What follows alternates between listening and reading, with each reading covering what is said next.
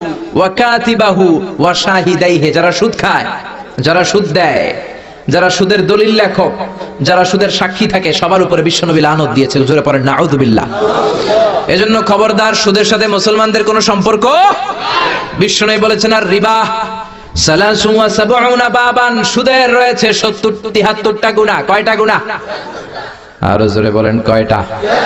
সুদের মধ্যে 73টা গুনাহ। আইসারুহা আইয়ান কাহার রাজুলু উম্মা, 73টা গুনার মধ্যে সবচাইতে ছোট্ট গুনাহ হলো নিজের মায়ের সাথে জিনা করা। 73টা গুনাহ। আর সবচেয়ে ছোট গুনাহ হচ্ছে আইয়ান কাহার রাজুলু উম্মা, ব্যক্তি তার মায়ের সাথে জিনা করবে। এটা যদি সবচেয়ে ছোট গুনাহ হয়, তাহলে বড় গুনার অবস্থা কি? বড় গুনাহটা কি জানার দরকার আছে না নাই? আল্লাহ সেটাও বলে দিলেন, ফাআযানু বিহারবিম মিনাল্লাহি ওয়া রাসূলিহি। সুদের সবচেয়ে ছোট গুনাহ মায়ের সাথে জিনা করা, আর সুদের সবচেয়ে বড় গুনাহ আল্লাহর সাথে যুদ্ধ করা।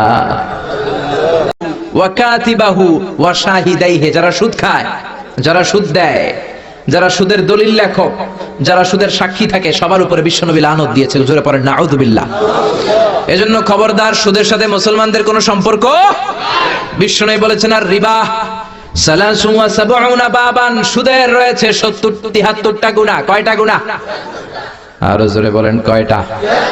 সুদের মধ্যে 73টা গুনাহ। আইসারুহা আইয়ান কাহার রাজুলু উম্মা, 73টা গুনার মধ্যে সবচাইতে ছোট্ট গুনাহ হলো নিজের মায়ের সাথে জিনা করা। 73টা গুনাহ। আর সবচেয়ে ছোট গুনাহ হচ্ছে আইয়ান কাহার রাজুলু উম্মা, ব্যক্তি তার মায়ের সাথে জিনা করবে। এটা যদি সবচেয়ে ছোট গুনাহ হয়, তাহলে বড় গুনার অবস্থা কি? বড় গুনাহটা কি জানার দরকার আছে না নাই?